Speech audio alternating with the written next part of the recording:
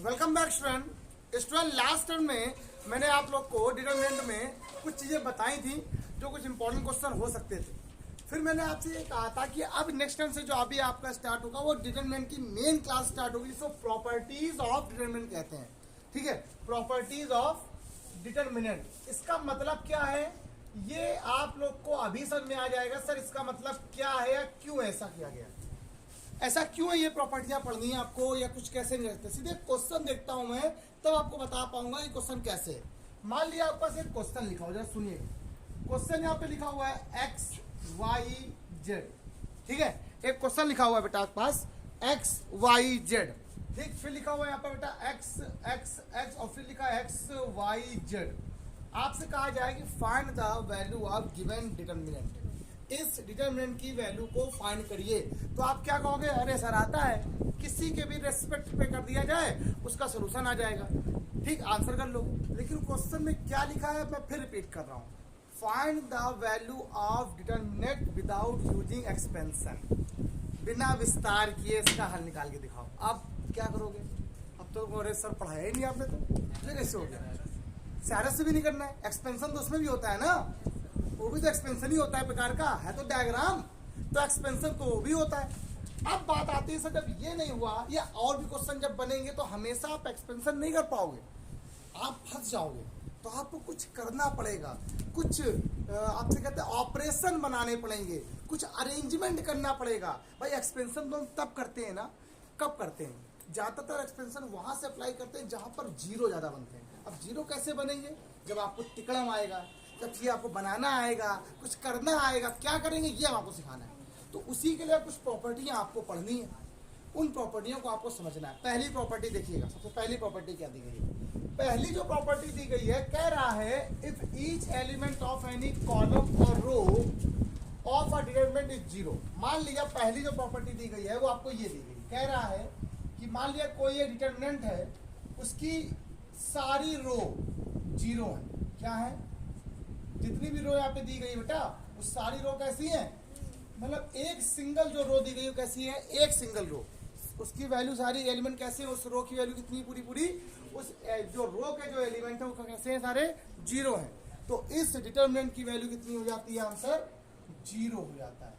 उस डिटरमिनेंट का मान कितना हो जाता है, जीरो हो जाता है। क्या मैंने बोला, फिर मैं रिपीट कर रहा हूं, सुनिएगा। किसी भी डिटरमिनेंट की एक रो, कोई एक रो या एक कॉलम, किसी भी डिटरमिनेंट की वन रो और वन कॉलम, ठीक है, वन रो और one column of are determinant is zero. अगर किसी भी मैट्रिक्स की मैट्रिक्स बोलना सारणी की कोई एक रो जीरो हो जाए या कोई एक कॉलम जीरो हो जाए तो उसकी वैल्यू सॉल्व नहीं करते हैं, डायरेक्ट उसका मान कितना आता है, डी का मान जीरो आ जाता है। सर आपने तो रो जीरो कर दिया है, अगर सर मान लिया मैंने ये लिखा होता तब डी बराबर ऐसे लिखा होता जीरो, सॉरी 1 2 3 0 0 0 4 8 9। अब बताइए सर इसका मान कितना आता है, तो वैल्यू कितनी आती है बेटा, इसका आंसर जीरो आता कि जीरो की नहीं आता। ठीक, क्योंकि इसमें एक कॉलम यहाँ पे कैसा है, जीरो, यहाँ पर एक सॉरी यहाँ रो कैसा है, जीरो, यहाँ पर एक कॉलम कैसा है। बच्चों कोई डाउट, पक्का पहली प्रॉपर्टी क्लियर हो गई, किसी को याद नहीं करनी है। अगर एक किसी भी डिटरमिनेंट की अगर एक रो या एक कॉलम सेम जीरो हो जाए तो उसके लिए कितनी होती है, आंसर श्रेयांश। अगला नंबर, सेकंड नंबर देखो क्या लिखा है। सेकंड नंबर कह रहा है कि if rows of a determinant are change into column. बहुत बढ़िया क्वेश्चन है, इसको भी लिखा देते, क्वेश्चन ऑप्शन से करके दिखा रहे हैं। और अब इस सेकंड वाली प्रॉपर्टी का क्वेश्चन यहाँ पे लिखा रहे हैं कि मान लिया आपके पास, मान लो आपके पास कोई एक डिटरमिनेंट है A1 B1 C1, A2 B2 C2, आगे बोलो A3 B3 C3। ये क्या है आपके पास, ये एक आपके पास कोई डिटरमिनेंट है। इस डिटरमिनेंट को अगर इस डिटरमिनेंट की वैल्यू रो को कॉलम में बदल दिया जाए, क्या कर दिया जाए, रो को कॉलम में अगर चेंज कर दिया जाए तो इसकी वैल्यू में कोई फर्क, ये A1 B1 C1 A2 B2 C2, बेटा ये A3 B3 C3, क्या कोई फर्क पड़ा, तो जो वैल्यू इसकी आएगी वही वैल्यू, इसीलिए इसके बराबर इसको कर दिया। कोई दिक्कत तो नहीं, मेरी बात को समझे आप। पहला क्वेश्चन मैंने क्या बोला आपसे, मैंने पहला ये बोला कि अगर मान लीजिए कोई भी डिटरमिनेंट हो उसमें एक रो जीरो हो जाए या कोई एक कॉलम जीरो हो जाए तो उसके लिए कितनी होती है, जीरो हो जाती है। फिर मैंने दूसरा क्या बोला, अगर उसी में कोई दूसरी मैट्रिक्स दी गई है या डिटरमिनेंट दिया गया, सॉरी बार बार मैट्रिक्स वर्ड आ रहा है बार बार, उसका ध्यान रखिएगा, ठीक है। और उसमें अगर रो को कॉलम से, सभी रो को, एक की बात नहीं कर रहे हैं, उन रो को क्या कर दिया जाए, पर्टिकुलर कॉलम में बदल दिया जाए या कॉलम को रो में बदल दिया जाए, सिर्फ बात है तो वही बात ना। अब अगर इसके कॉलम को रो में बदल दो, वही तो है। आप जो चाहो मान लो कि आपने मान लिया ये कॉलम था तो ये रो हो गया, देखो वही तो है। आप जो चाहो, जो देखो वही सही है, मतलब जैसा आपके दिमाग में बस रहा हो वही चीज दे सकते हो। आपको ये भी दिख रहा होगा कि रो को आपने कॉलम बदला है, आप ये देखो कॉलम को रो में बदला गया है, ये कॉलम है इसको रो बदल दो, ऐसे ये लिखा, तो जो आप देखोगे वो आएगा आंसर। कैसे बदलते हैं, क्या बोलो, तो ये रो पहला first column, second row second column, third row, ये पहला क्लियर हो गया। थर्ड नंबर प्रॉपर्टी देखिए, थर्ड नंबर प्रॉपर्टी और भी अच्छी, तो ये प्रॉपर्टी रफ कर दे मैंने, ठीक है, आप लोग के लिए आ गई होगी पहली वाली, आप समझा देंगे। पहली और दूसरी रफ कर दे, तो पहली और सेकंड वाली मैंने क्या कर दी, रफ कर दी। एग्जाम्पल ये लिखिए, पहले का एग्जाम्पल ये, दूसरे का एग्जाम्पल ये, तीसरा एग्जाम्पल मैं यहाँ बताऊंगा। थर्ड नंबर जो एग्जाम्पल लिखा ये गजब है, सीधे क्वेश्चन देखो तब समझ में आएगा। आपको एग्जाम्पल्स बताते हैं। मान लिया आपके पास कोई एक डिटरमिनेंट ये है, A1 बेटा B1 C1, A2 B2 C2, A3 B3 C3, ये लिखा हुआ। ओके वैभव, आप मुझे बताएंगे यहाँ पर कोई दो रो बता दो, कोई दो रो आप बताओ जो मन हो। ये देखो R1 है, ये R2 है और ये R3 है। कोई भी दो रो बताओ अपने से, जो बताओ। R3 और एक R1, बच्चे ने कहा सर एक R1 और एक R3 को बदल दो आपस में, ठीक है। क्या कर दिया जाए, कोई भी दो पैरेलल रो या पैरेलल कॉलम, देखिए फर्स्ट रो सेकंड रो और एक मान लिया आपने ये थर्ड रो, तीन रो है यहाँ पर। आपने क्या किया, इस वाले को यहाँ कर दिया और इस वाले को ऊपर वाले को, नीचे वाले को ऊपर कर दिया, कोई दिक्कत तो नहीं। आपने क्या, रो चेंज कर दिया। ये रो कैसी है, आपस में पैरेलल रो है। क्या है, कोई भी दो कॉन्सेक्यूटिव रो और कॉलम को आपस में चेंज कर दिया जाए तो उसकी वैल्यू में कोई फर्क नहीं पड़ता। आंसर अगर 36 आ रहा है तो 36 है, बस सिंबल बदल जाएगा। अगर आंसर तुम्हारा पहले कितना आ रहा था 36, तो अब कितना आएगा, माइनस का 36। कितना आएगा, क्यों, आपने एक रो को दूसरे रो से बदल दिया है, बस इतना इसलिए।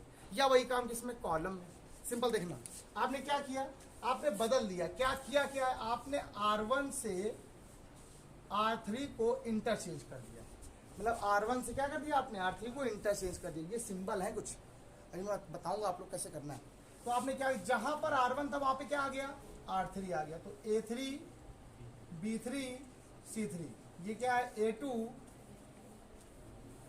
B2 C2, ये क्या है बेटा A1 B1 और। अब मुझे बताओ ये वैल्यू आंसर कितना आएगा, माइनस का। कितना आएगा बेटा आपके पास, ये बात सब क्वेश्चन में आ गई। ये आपके पास बाहर का लग गया, माइनस लग गया, ये बात क्वेश्चन में आ गई। सर ऐसा ना करें, चलो एक क्वेश्चन इसी को बराबर और लिखते हैं, ठीक।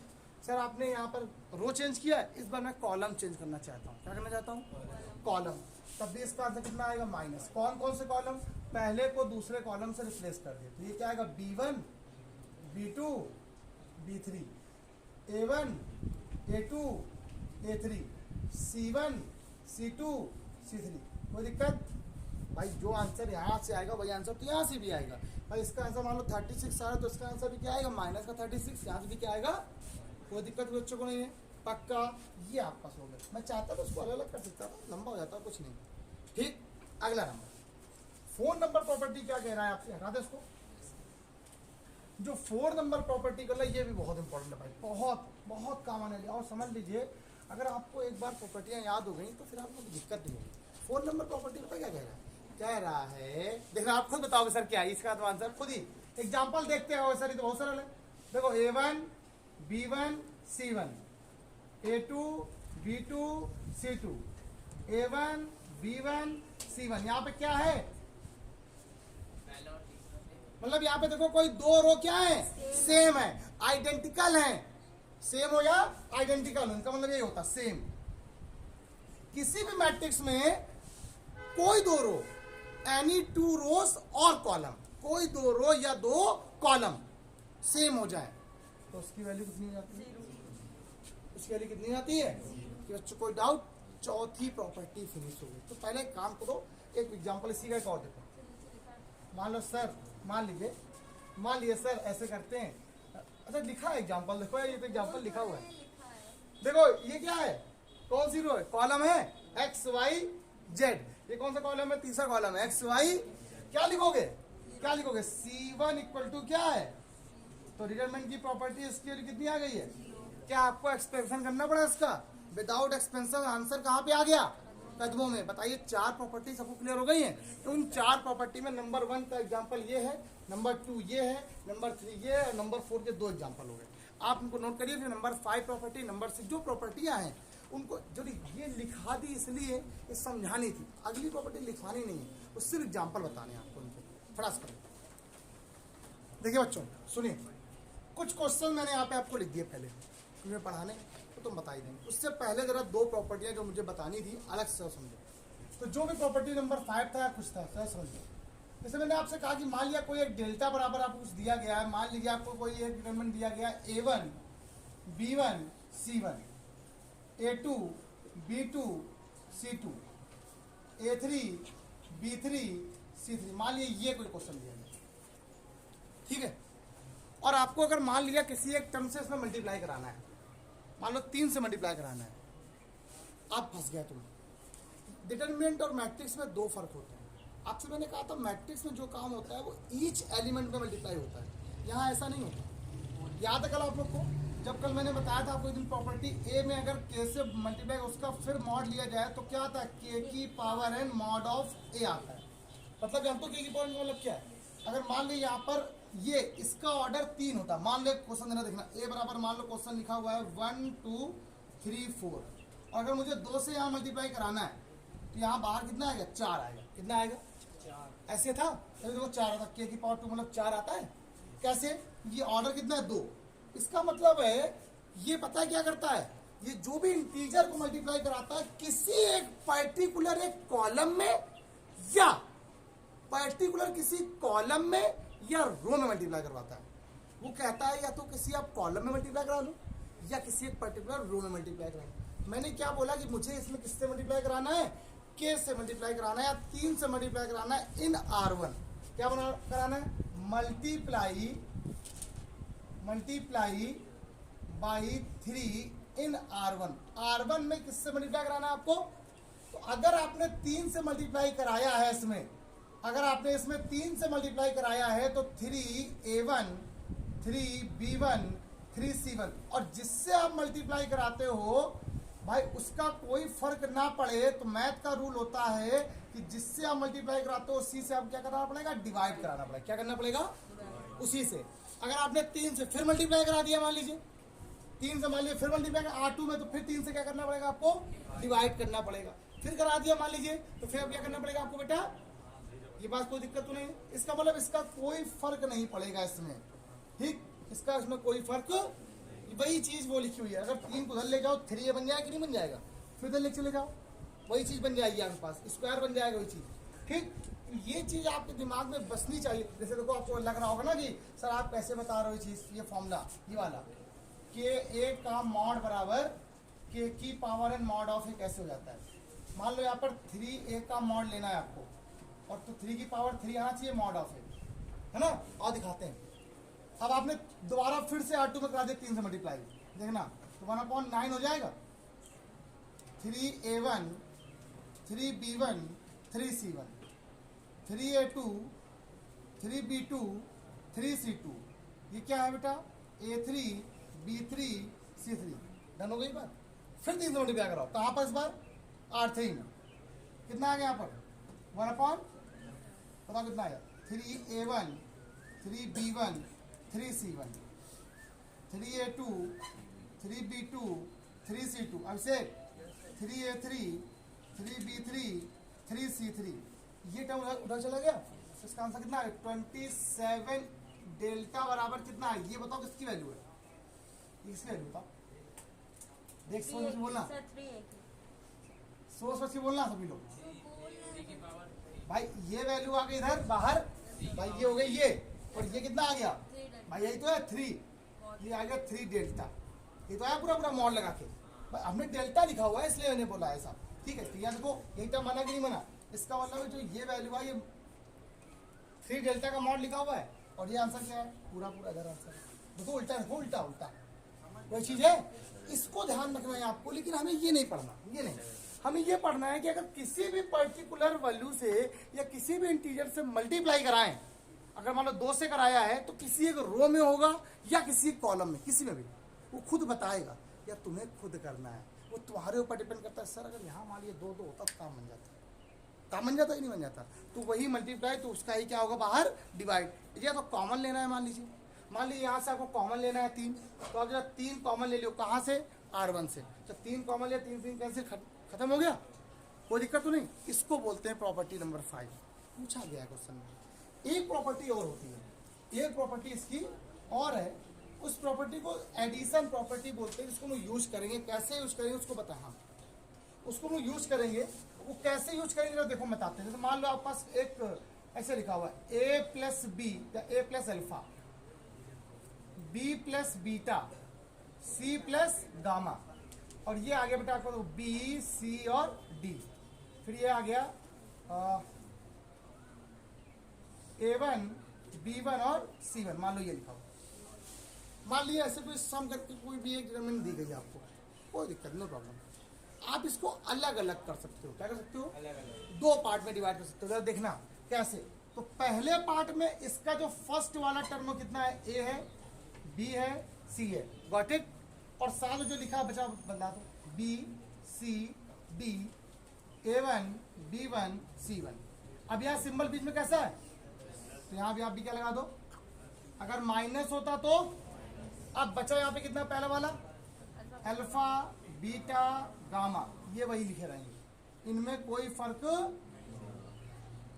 ये आपके पास एक दूसरी प्रॉपर्टी जिसका हम लोग यूज करने वाले हैं, ठीक। मतलब देखो ये क्वेश्चन टफ था, लेकिन जैसे इसको मैंने 2 पार्ट में डिवाइड कर दिया, स्प्लिट कर दिया, अब ये क्वेश्चन बहुत सरल हो गया। क्या हो गया, बहुत इजी हो गया, इससे इजी क्वेश्चन नहीं बन सकता। मेरी बात सुनिएगा, अब आपको लग रहा होगा सर ये भी थोड़ा कठिन लग रहा है, कोई दिक्कत नहीं, अभी जब क्वेश्चन पढ़ाएंगे क्लास में, जब बताएंगे तो बेटर चीज़ें समझ में आएंगी। ये चीज़ सिर्फ समझाने के लिए थी, लिख सकते नहीं इसको, लेकिन ये बड़ी इंपॉर्टेंट चीज़ है। अगर किसी से मल्टीप्लाई करा रहे हो तो किसी एक पर्टिकुलर कॉलम में या किसी एक पर्टिकुलर रो में ही मल्टीप्लाई होगा, अदरवाइज मल्टीप्लाई नहीं होगा। ये बात सबको समझ में आ गई। अगर कॉमन लेते हो तो कॉमन भी किसी पर्टिकुलर रो से या कॉलम से ही कॉमन आएगा, अदरवाइज कॉलम कॉमन नहीं आने वाला। ये बात सबको समझ में आ गई। इतना पहले नोट करो, तो हम ये क्वेश्चन बताएं पहले आपको, क्वेश्चन ज़्यादा नहीं, सिर्फ 5 मिनट के हैं, बहुत अच्छे से। हाँ बच्चों सुनिए, ये क्वेश्चन नहीं है चारों, ये चारों क्वेश्चन कुछ नहीं है। अगर एक क्वेश्चन तुम्हारे दिमाग में यहाँ पर बस गया तो वो जो यहाँ पर मेरी क्लिक करने वाली बात है ना, वो क्लिक कर गई, अरे सारी तो बहुत सरल, ऐसे कहोगे। मेरे कहने का मतलब है आपसे, जैसे मान लीजिए ये क्वेश्चन लिखा हुआ है, डिटरमिनेंट है या डेल्टा है, आपसे कह रहा है इसको बिना सॉल्व करे, आप बिना एक्सपेंशन करे आप इसको सॉल्व करके निकालिए, इसका आंसर 0 आएगा, ये प्रूफ करना है। या आपसे कभी कहेगा इसकी वैल्यू निकाली दिखाओ, तो आपको यहाँ पर पता है कुछ काम करना है या कोई ऑपरेशन यूज करने हैं, कुछ करना है मुझे। ऑपरेशन यूज करने का मतलब है आपको अरेंजमेंट करना है। फर्स्ट टाइम आज पहली बार आप लोग पढ़ रहे हो, ऑपरेशन कुछ होता है। ये ऑपरेशन करने का मतलब होता है, ठीक है, जो पढ़ चुके अलग बात है, ठीक है, वरना और सब लोग फर्स्ट टाइम पढ़ रहे हैं। होता क्या है, जब देखो यहाँ पे क्या लिखा है, y प्लस जेड। अगर किसी तरीके से सर यहाँ पर x हो जाता साथ में, देखो y प्लस जेड, यहाँ क्या नहीं है, और जब उसके बगल में देखो x लिखा हुआ है, लिखा हुआ है, यहाँ पर क्या है z प्लस x, यहाँ क्या नहीं है, जस्ट के देखो बगल में लिखा हुआ है, और यहाँ क्या नहीं है, जस्ट उसके बगल में लिखा हुआ। अगर ये चीज यहाँ पर ऐड होती, ये यहाँ पर ऐड होती, ये यहाँ होती, तो तीनों टर्म कैसे बनते, x plus Y plus Z होते ना। तीनों क्या होते हैं, x plus Y plus Z, x plus Y plus Z, x plus Y plus Z. तीनों कॉमन ले लेते हम, कॉमन लेते, और कॉमन लेते तो क्या क्या बचता, 1 1 1, और ये क्या है 1 1 1। प्रॉपर्टी नंबर 4 बताई थी कि अगर किसी भी डिटरमिनेंट की 2 रो या 2 कॉलम सेम हो जाए, उसके लिए कितनी होती है, 0 होती है। प्रूव हो गया। मतलब कुछ किया है आपने सर। देखो मैं क्या कर रहा हूँ, मैंने अपने मन से ऑपरेशन किया। जिसमें ऑपरेशन करते हैं उसको ऐसे लिखते हैं। मान लो आपने ऑपरेशन किया है किसमें, C3 में। कहाँ ऑपरेशन किया है, कोई भी काम करना है तो आप उसके घर जाओगे, पहले आप उसके पास गए C3 के पास, आप C3 के पास गए, कल से जरा रेड पेन रखना, रेड मार्कर रखना, ठीक है यहाँ पर निकाल के भूलना नहीं, थोड़ा सा बताएं तो अच्छा लगेगा। C3 रखा है यहाँ पर, और C3 में मैंने क्या किया, C2 को C3 में जोड़ दिया। ये आप जैसा मानो वैसा कर सकते हो, इससे आपको कोई नहीं रोक सकता। ये ऑपरेशन कौन कैसे करता है सबका अलग अलग रूल होता है, ठीक, लेकिन रूल सही करना बस। आप कोई कहता है सर हम C2 में C3 जोड़ेंगे या इसमें घटाएंगे, मेरा मन ऐसा है, वो तो आप पर डिपेंड करता है। प्रैक्टिस अच्छी हो जाएगी तुम लोग कर दोगे। आपने क्या किया, C3 में ऑपरेशन किया, C3 में गए, एरो मतलब होता है ऑपरेशन, क्या किया इसमें C3 प्लस, कोई दिक्कत तो नहीं, आपने काम किया। बस समझना पूरी के एक बात को, पूरे क्वेश्चन कदमों में 1 1 1 x y z, यहाँ क्या हुआ था, जब इसको आपने इसमें ऐड कर दिया तो x plus Y plus Z, जब इसको आपने यहाँ ऐड कर दिया तो कितना आ गया, x plus Y plus Z, जब आपने इसको इसमें ऐड कर दिया तो क्या आ गया, x plus Y plus Z. Ansh बेटा एक क्वेश्चन तुमसे पूछ रहा हूँ, आपने सर ऑपरेशन कहाँ पे किया है, C3 में किया है ना, बारो कहाँ पे किया है, क्या आपने C1 में कोई ऑपरेशन किया है, नहीं, उसको ST ऐसे लिख दिया। क्या आपने C2 में कोई ऑपरेशन किया है,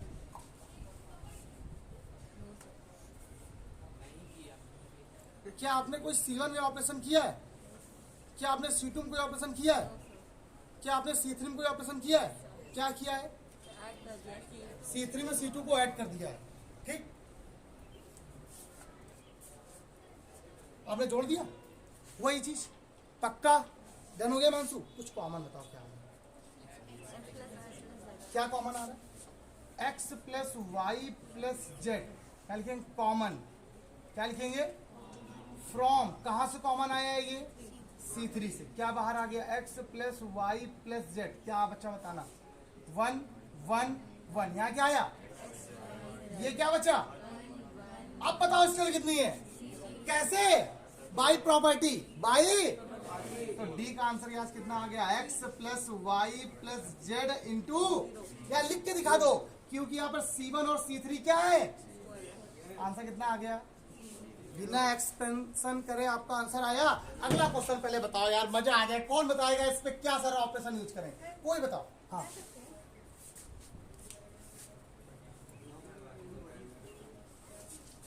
बताओ, कोई लड़का ऑपरेशन कर सकता है कुछ भी, कोई लड़का क्या ऑपरेशन ऐसा करे जिससे काम आसान हो जाए, बताओ कुछ भी, देखते हैं कौन बच्चा कर सकता है, हाँ क्या कराते, जोड़ दे, अगर हम लोग R2 माइनस R1 करें तब, ठीक है वो भी कर सकते हैं। फिर आप लोग बताओ, फिर मैं बताता हूँ एक चीज, कुछ भी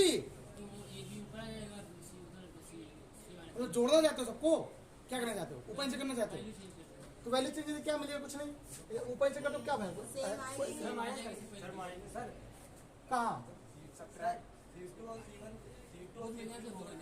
नहीं, कहाँ हो रहा है, हाँ वो नहीं होगा, हाँ बताओ बेटा, बिल्कुल सही कह रहा C2 माइनस C3, कह रहा है C2 में C3 घटा दो, या B माइनस C में से घटा दिया, प्लस आ गया तो प्लस कहाँ घट रहा है, उसमें आ रहा है क्या, कुछ नहीं बनना,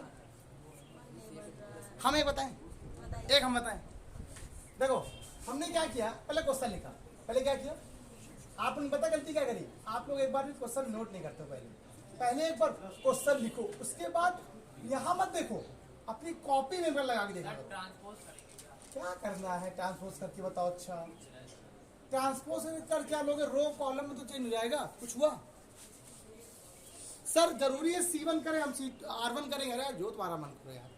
अब जरा देखो हमने क्या किया, इस बार R1 में गए, कहाँ गए, कहाँ पे गए, और R1 में क्या कर दिया, R1 plus R2 plus R3 कर दिया, कोई दिक्कत, देखो देख लो, अरे हम थोड़ा कह रहे हैं, तुम खुद कह रहे हो, हम R1 में गए, R1 में R2 को भी जोड़ दिया, R3 को भी जोड़ दिया, देखो सर बच्चे कह रहे थे ना सर C1 क्यों कर रहे हो, R1 में कर रहे क्या, तो C1 में कर दो तो भी हो जाएगा, C1 में C1 plus C2 plus C3, वो तुम्हारा होमवर्क हो जाएगा। तो देखो क्या किया, हम R1 में गए, ये R1 है, इसमें सबको जोड़ दिया, भाई ये R1 है, ये R2 है, और ये पहले इधर जोड़ो सबको, A minus B plus B minus C plus C minus A से A, B से B, C से C, आंसर कितना है, कोई दिक्कत तो नहीं, अच्छा ये वाला इसको जोड़ो जरा, 0 स्प्लिट हो गया।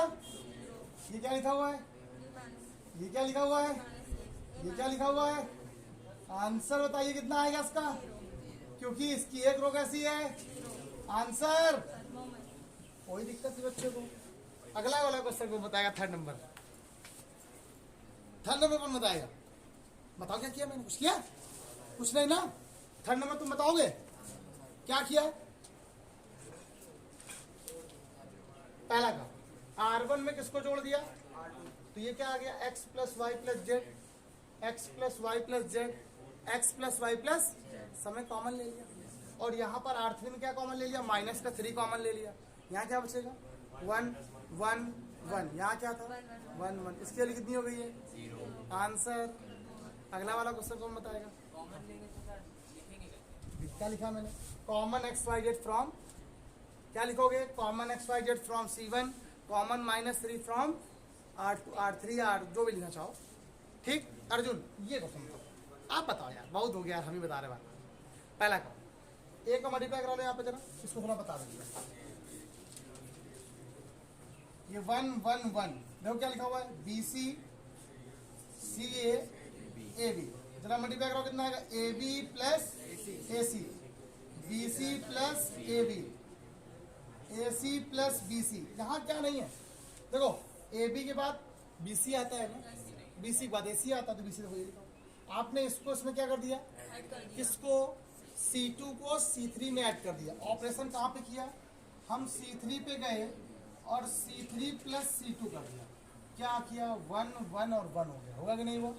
ये क्या आ गया, BC CA AB, ये क्या कर दिया, AB plus BC plus CA।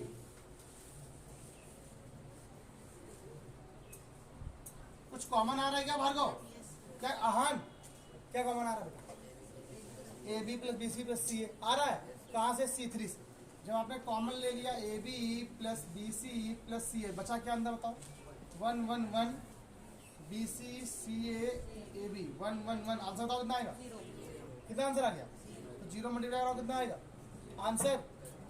बताओ कोई दिक्कत है बच्चे को, अब तो स्टार्ट किया है। ये ऑपरेशन समझ में आया कुछ करने, ये कैसे मालूम चला ऑपरेशन करना है आपको, कैसे मालूम चला, नहीं प्रॉपर्टी तो ऑपरेशन करना क्यों है, आपको किसी तरीके से क्वेश्चन को ज्यादा सरल करना है, मतलब 1 बनाना है, किसी तरीके से सेम करना है।